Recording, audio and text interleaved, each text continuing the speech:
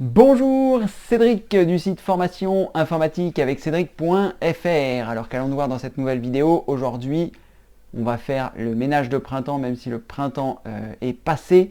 Et nous allons voir comment nettoyer un ordinateur portable à l'intérieur. Je vous en parle souvent et je vous invite à souffler de temps en temps, à dépoussiérer votre ordinateur sans forcément l'ouvrir. Mais aujourd'hui, on va faire un nettoyage de niveau 2, c'est-à-dire qu'on va l'ouvrir. Alors, pour ouvrir votre ordinateur, vous avez besoin de plusieurs choses. La première, c'est 1, d'enlever la batterie, 2, de vous assurer que vous n'êtes plus sous garantie parce que si vous brisez le seau, vous serez plus sous garantie. Donc, il faut faire ça sur un ordinateur dont la garantie est dépassée. Comme vous pouvez le voir ici, moi j'ai un sticker et sous ce sticker il y a une vis, donc il n'y a pas moyen d'atteindre la vis sans enlever le sticker ou sans briser le seau.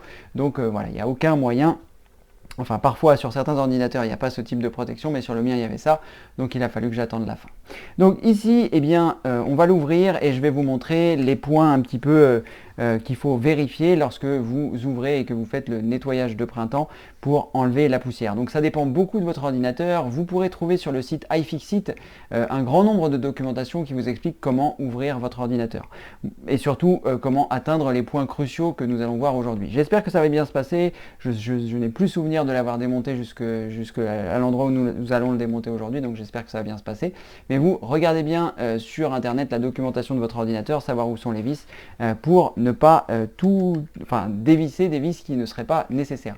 Je vous mettrai également sous cette vidéo une autre vidéo où j'ai changé le SSD d'un ami et donc je vous montre comment repérer vos vis pour ne pas les perdre, etc. Donc je ne vais pas revenir sur ce principe sur cette vidéo, mais c'est important que vous puissiez la voir pour la bonne et simple raison que ça vous servira pour ne pas perdre vos vis, parce qu'il y a certaines vis qui ont des tailles différentes et qui vont à des endroits bien précis, donc il faut les repérer. Prenez une feuille de papier comme je vous l'explique dans cette vidéo que je vous mettrai dans la description. Alors, sans plus attendre, je vais me trouver le tournevis cruciforme adéquat. Je vais également avoir besoin pour ce nettoyage de trombones qui vont me permettre de ralentir, enfin pas de ralentir, mais de bloquer les ventilateurs lorsque je vais souffler avec mon ami le compresseur. J'ai acheté un compresseur, je vous en ai parlé dans une autre vidéo, je vous mets également le lien dans la description, ce qui va nous permettre de souffler, d'enlever la poussière. Donc la première étape, c'est d'enlever la batterie. Donc vous avez normalement deux choses à voir. La première, c'est ici le bouton lock que vous allez pouvoir enlever ici, et après un bouton que vous devez tirer en restant appuyé pour pouvoir soulever la batterie. La plupart des systèmes de batterie fonctionnent comme ça. Donc là normalement elle est censée être débloquée, mais elle continue d'être bloquée, donc on va essayer de voir si on peut trouver une solution. Voilà, la solution est trouvée. D'ailleurs à ce propos, ça vous permet de voir que dans mon ordinateur, et ça peut être également possible dans le vôtre, vous avez le sticker de Windows qui se trouve à cet endroit là. Donc une fois que vous avez enlevé la batterie, vous allez avoir la possibilité de dévisser les vis. Donc moi ici, le capot qui va m'intéresser se trouve là, donc je repère les vis uniquement qui concernent ce capot. Je ne vais pas enlever les autres vis. Par exemple, cette vis qui est ici, c'est la vis du CD-ROM, je vois le logo ici, donc je ne vais pas la dévisser puisque le capot passe ici. Donc regardez bien malgré tout la documentation de votre ordinateur pour être sûr qu'il ne faut pas démonter certaines vis pour y avoir accès. Donc moi, je vais repérer grossièrement l'endroit où se trouvent les vis. Donc la première se trouve ici, la seconde se trouve ici. Donc je les mets sur une feuille. Si vous n'êtes pas familiarisé avec le processus, je vous conseille de faire le dessin sur cette feuille parce que vous voyez, la deuxième vis que je viens d'enlever, elle est plus grande que la première. Donc il faut que je puisse les repérer dans l'environnement. Une fois de plus, je vous montre ça dans la vidéo en question. Donc là, l'objectif, c'est tout simplement d'enlever les vis et de voir comment ça va se passer pour retirer le capot qui se trouve en dessous et qui va nous permettre d'accéder à alors, que je ne me fasse pas de bêtises, qui va permettre d'accéder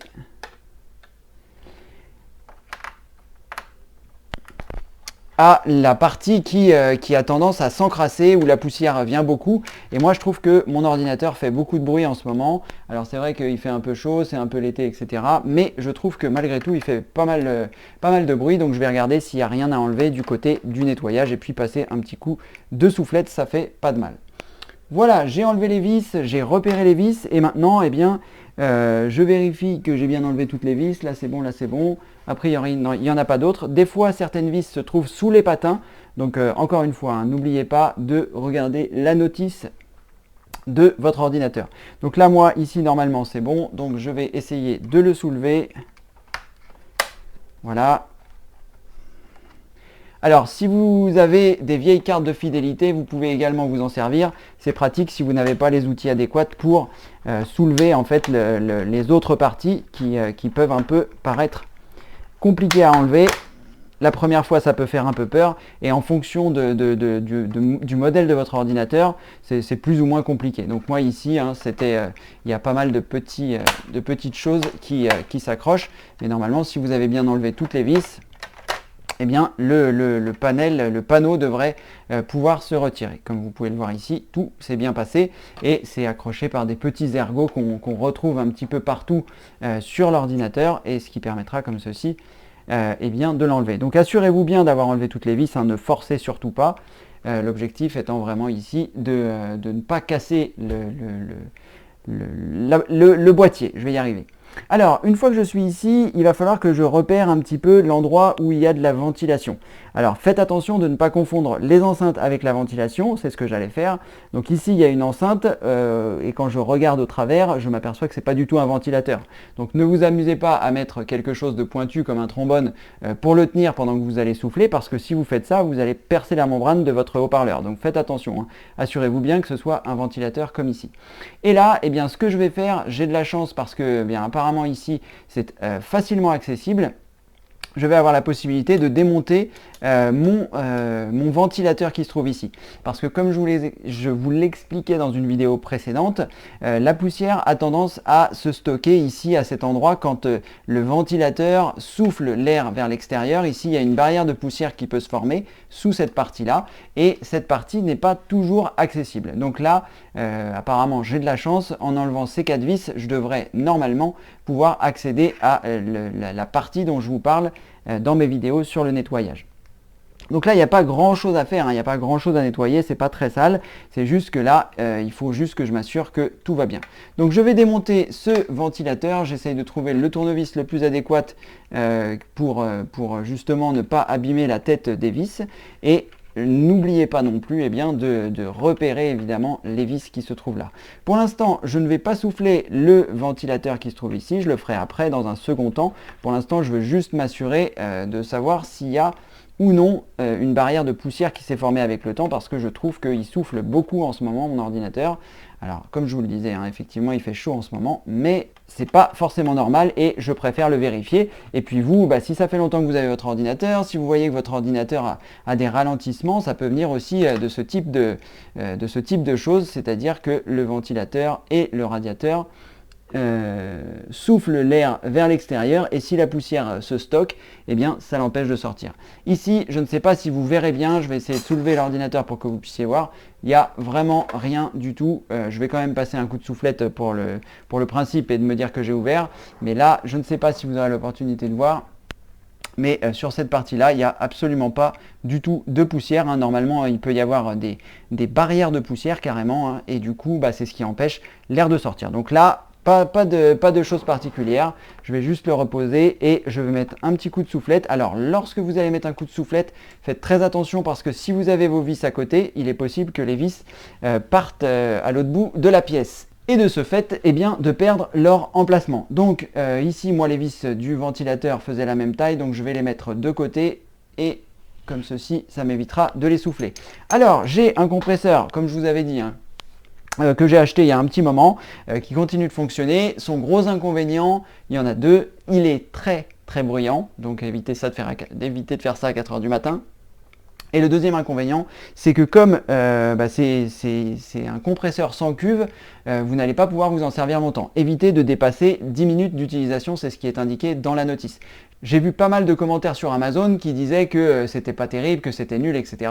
Et on s'aperçoit qu'ils s'en sont servis pendant longtemps. Sur la documentation, il y est bien précisé qu'il ne faut pas s'en servir plus de 10 minutes. Donc vous l'allumez, vous vous en servez de ce que vous allez vous en servir, et ensuite vous l'éteignez tout de suite. C'est ce que nous allons faire. Je vais vous laisser le bruit un petit peu pour que vous puissiez vous en rendre compte, et ensuite je couperai le bruit pendant la vidéo pour pas que vous soyez sourds.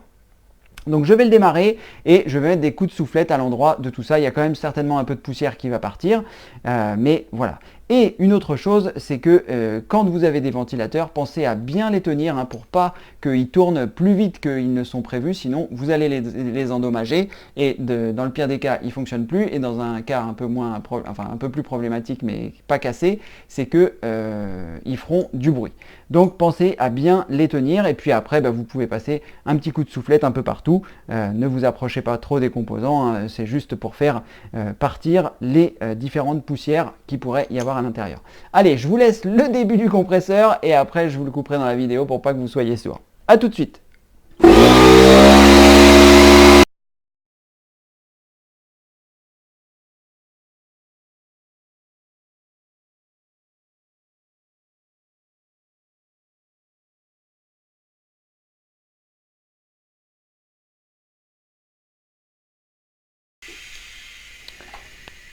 Voilà, allez, j'espère que je ne vous l'ai pas laissé trop longtemps pour vos oreilles. Là, on a bien soufflé, il y avait un petit peu de poussière qui était là, mais vraiment pas grand chose.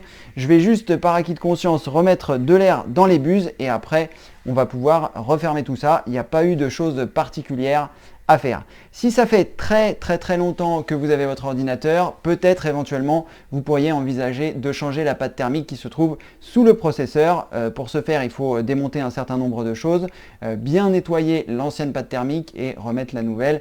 Peut-être j'aurai l'occasion de vous refaire une vidéo pour le sujet. Là, c'était vraiment pour vous montrer ces parties qui peuvent s'avérer pleines de poussière. Là, c'est pas le cas, donc tout va bien, mais chez vous, ça peut être le cas. Et comme je vous le disais, peut-être qu'il faudra démonter pas mal de choses sur votre ordinateur pour pouvoir accéder à ça. Ça dépend vraiment de la conception des différents fabricants d'informatique. Allez, je vais reprendre ça, je vais remettre un petit coup d'air, je vais vous épargner le bruit et après, je vous ferai un montage accéléré pour le remontage, mais il n'y a rien de compliqué, hein, vous avez vu, chez moi, il y avait 4 vis à enlever que je vais remettre. Ensuite, je vais refermer le capot, je vais remettre les vis, je vais remettre la batterie et ce sera terminé. Donc, je ne vais pas forcément vous documenter ce processus, je vais vous le mettre en accéléré pour pas que vous vous ennuyiez avec ça. Et puis, c'est à peu près tout ce que j'avais à vous dire. Regardez donc de votre côté si vous avez la possibilité de le faire. L'idéal, c'est de faire ça à côté d'une fenêtre parce que là, je m'aperçois que la poussière est dans ma gorge. Bref, donc faites ça à côté d'une fenêtre. Et puis comme vous avez pu voir, il n'y a rien de sorcier, j'ai dévissé 4 vis, je le remets, faites juste attention à votre garantie. Voilà, si cette vidéo vous a plu, n'hésitez pas à mettre un pouce en l'air. N'oubliez pas de visiter le site Formation Informatique avec Cédric.fr. Je vous mettrai tous les liens dans la description pour les autres vidéos, pour le lien vers le site, etc. Il y a 700 vidéos gratuites qui vous attendent dans la rubrique formation, c'est classé par thème pour apprendre l'informatique à votre rythme. Et il y a aussi une formation qui s'appelle Ma véritable trousse à outils où vous trouverez des vidéos comme celle-ci qui vous permettent soit de nettoyer votre ordinateur, soit de tester votre mémoire vive, soit de tester vos disques durs. Bref, tout un ensemble de choses. Ça se passe sur le site Formation Informatique avec Cédric.fr. N'hésitez pas à aller visiter le site. Un petit accéléré et puis, comme le veut la tradition, je vous dis à très bientôt pour une prochaine vidéo bien sûr. Merci, à bientôt.